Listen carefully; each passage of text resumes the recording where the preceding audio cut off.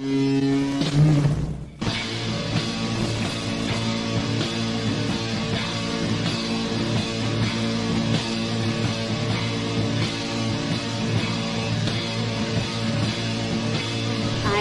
Morris with the NSA. There is something real here. Did you believe that our government is in possession of UAPs? Absolutely, based on interviewing over 40 witnesses over 4 years. And where?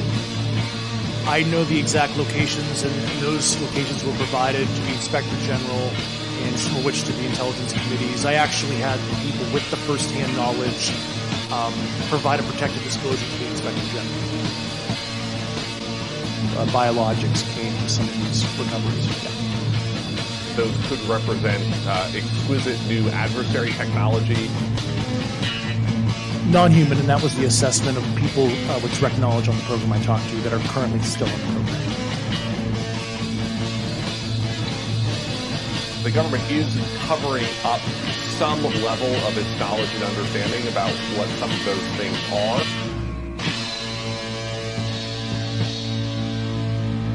The Sol Foundation, which just announced a new initiative for UFO research and policy.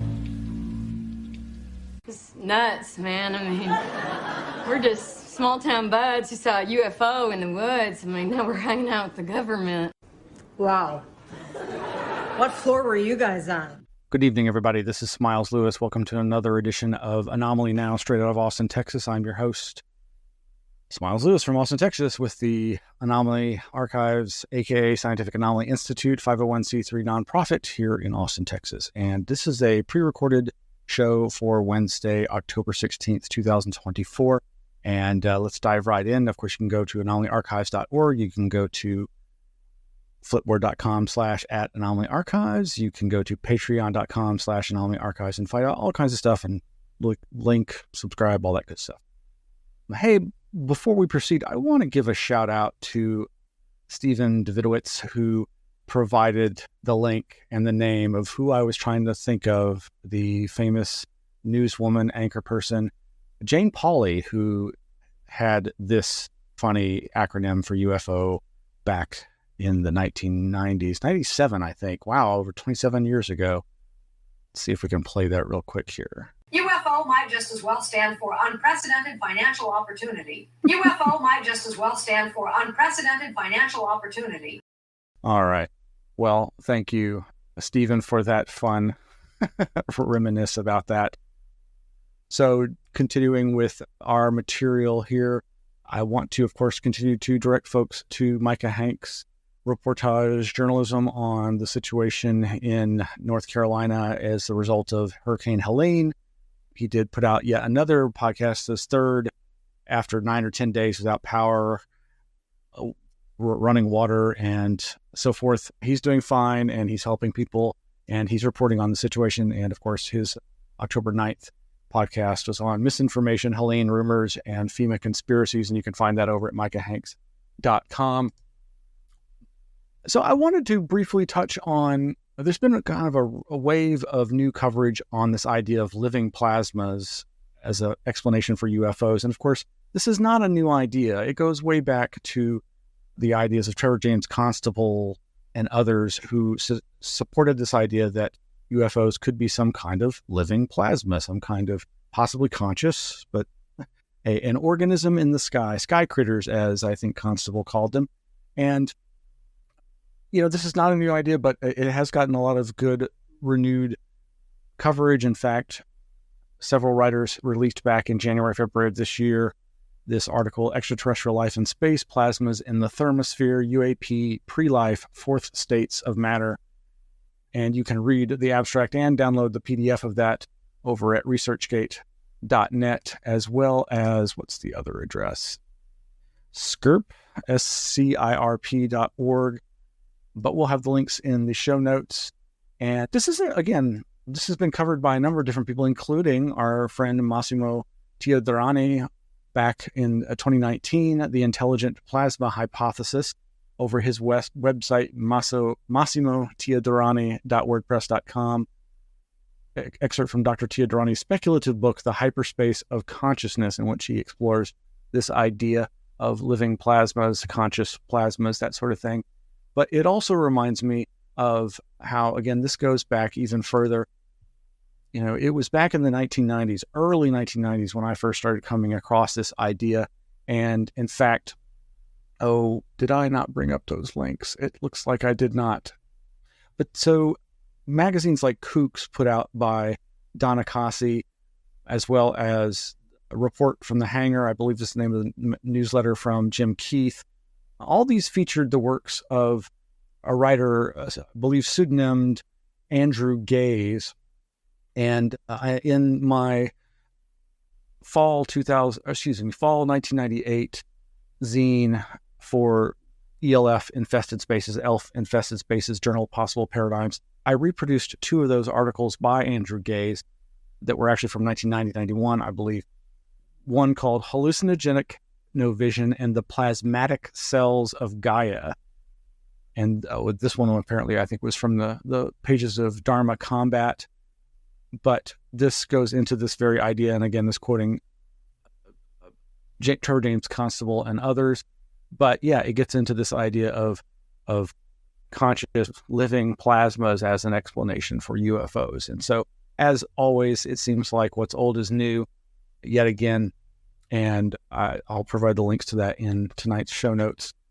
But yeah, all the way back in the 1990s was when I was first publishing on this, reproducing other people's work because it seemed like a fascinating line of inquiry. And then this other one, Unidentified Flying Amoeboids, again by Andrew Gaze, among the many delightfully unexpected discoveries at a recent World Science Fiction Convention held in Boston, was a collage article taken from a book, which for me was one of the most endearing I have ever read in fringe literature. This is, I believe, quoting from Andrew Gaze.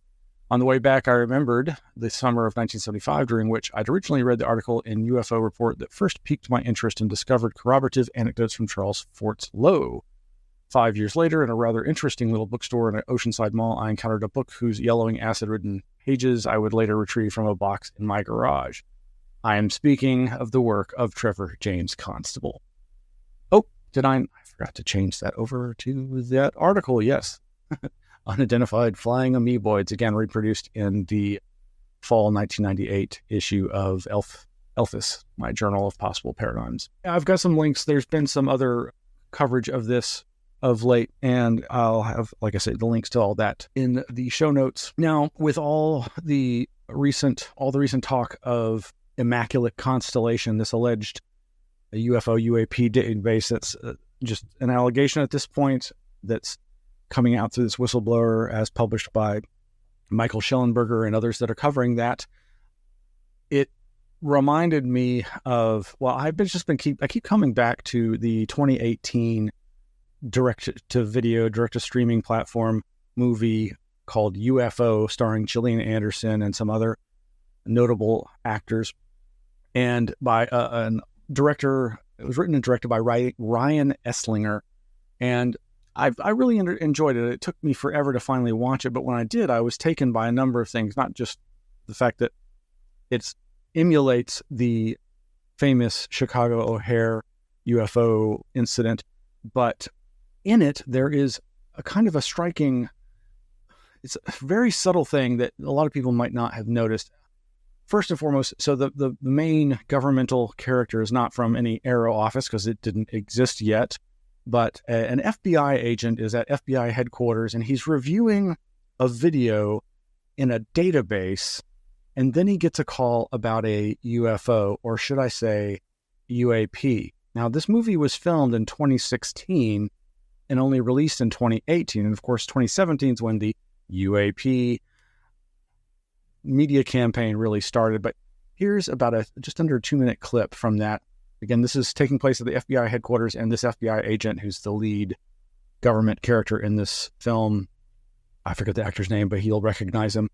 He's reviewing a video case of a UFO witness, a child. How long did you watch it for? I ran away. I was scared. Why were you scared? Because of the noise. What did it sound like? Like someone was playing the flute. Was it very loud? What's the case number?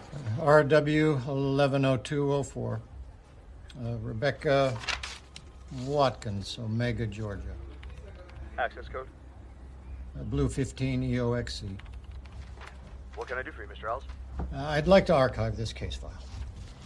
Insufficient evidence. Subject is being released from surveillance. Felt like all the air was running out, and the plants were gonna die, and everything was bad. The contents are being accessed right now. Would you like me to check and see who is accessing them? No, cut it off. Okay, black box RW110204 has been archived and is no longer remotely accessible at any clearance level. Is there anything else that I can do for you, Mr. Ells? No, thank you.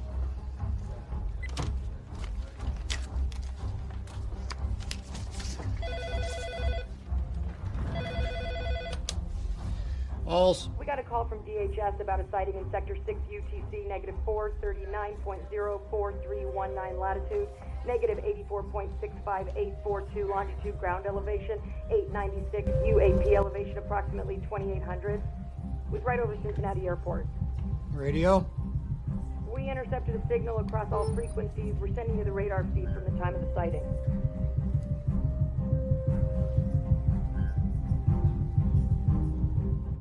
Now, I don't know if you heard that. It's really quiet and subtle, and I'll play a shorter clip of that in just a second. But the movie is called UFO, and again, filmed in 2016, edited 2017, released in 2018. And so maybe this was changed at the last minute, but I don't believe anywhere else in the film is the acronym UAP used. And considering the film is called UFO, it's interesting. It's noteworthy. I don't know that any other person interested in the UFO phenomena that I'm aware of has noted this. But yeah, here's the clip again, just a short 20-second version. Alls. We got a call from DHS about a sighting in Sector 6 UTC, negative 439.04319 latitude, negative 84.65842 longitude, ground elevation 896, UAP elevation approximately 2800. Was right over Cincinnati Airport. UAP elevation. Now, again, that's a voiceover. That's a phone call sound effect, probably done in post, undoubtedly. So it could have been changed at the last second. Maybe they originally said UFO, and they're like, "Hey, change that to UAP." The other thing is it just suddenly occurs to me now in the context of this Immaculate Constellation database network speculation allegation that the fact that this FBI guy is accessing this networked database of, in that case, a child who was a witness who was under surveillance as having witnessed a UFO and been interviewed about what she perceived. And she's, of course, talking about the classic ecological concerns, the planet, the oxygen going away and the plants dying and bad stuff happening. Now, as I say, I don't know that anybody's noted in the UFO field about that reference to UAP. I'm really curious to find out where that originated, and because it is written and directed by Ryan Esslinger, and he's not really a known UFO quantity.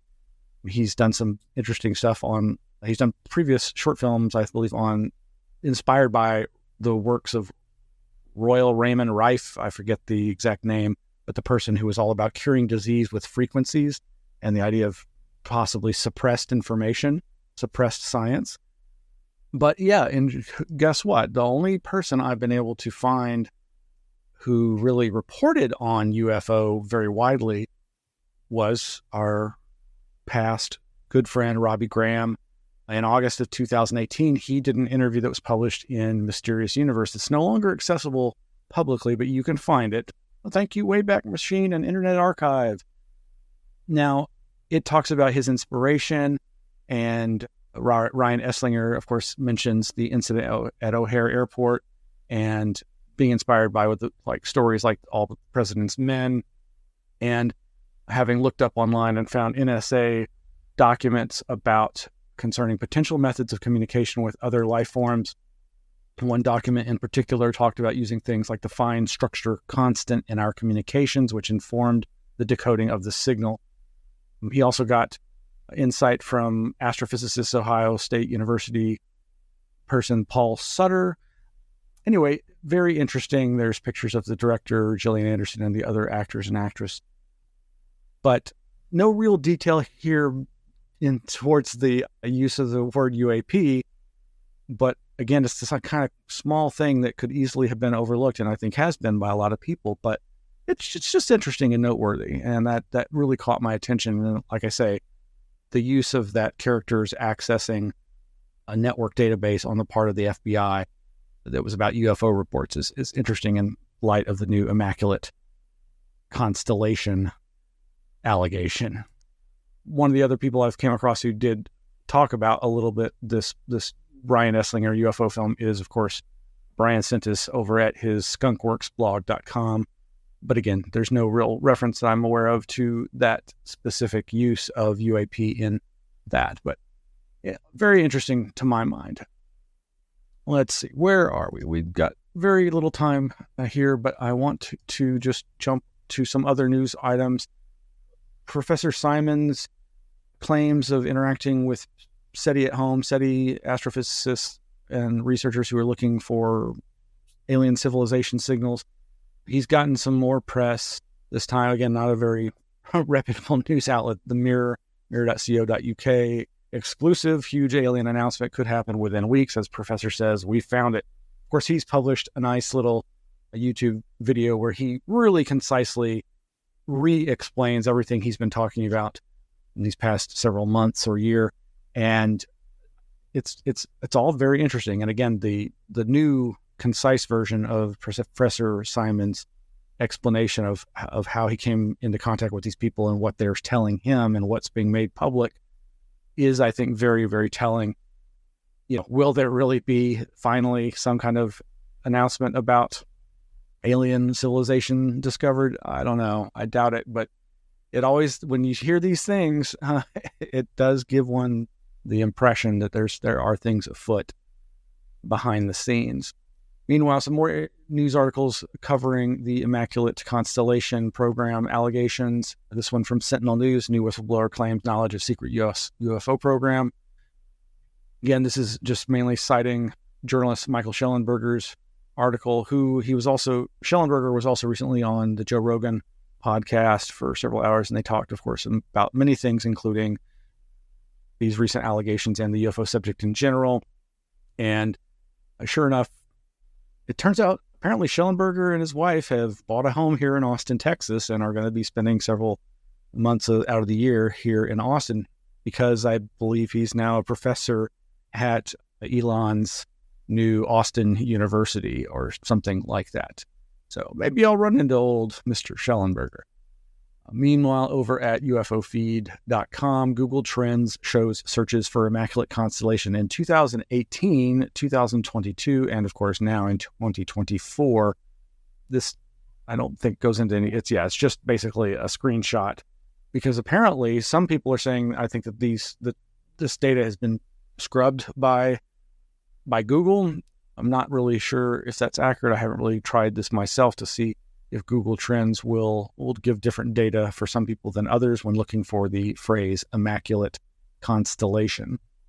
And there's a really good article by one of the co-founders of The Debrief over at thedebrief.org by Tim McMillan, and it's a opinion piece, and he is giving his opinion on their use, or rather, Michael Schellenberger's use of an anonymous source in the case of this whistleblower making these allegations about Immaculate Constellation. And his question is, could the government really hide a secret UFO program? There are some very good and interesting quotes here from him about people he's spoken to in the government off the record. Again, he's not naming names, and they have a very strict policy at thedebrief.org about the use of anonymous sources. And he's kind of violating those by giving his opinion about this, but it's appropriate in the context. I highly recommend you read this article. He gives some very specific examples of how and why this kind of thing could be being kept secret. And on the one hand, he does the good balanced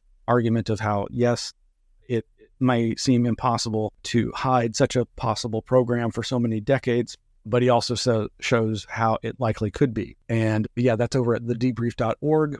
And getting around here to the home stretch, the solfoundation.org is announced, yes, indeed, they're going to have another conference this year, coming up next month in November, 22nd and 23rd at the Fort Mason Center in San Francisco. And they're announcing the list of presenters, and among the presenters, Dr. Eric Davis, Stephen Finlay, Rear Admiral retired Tim Gallaudet, Ryan Graves, Leslie Kane, of course, Valet, and many, many, many others, and Alexander Wendt.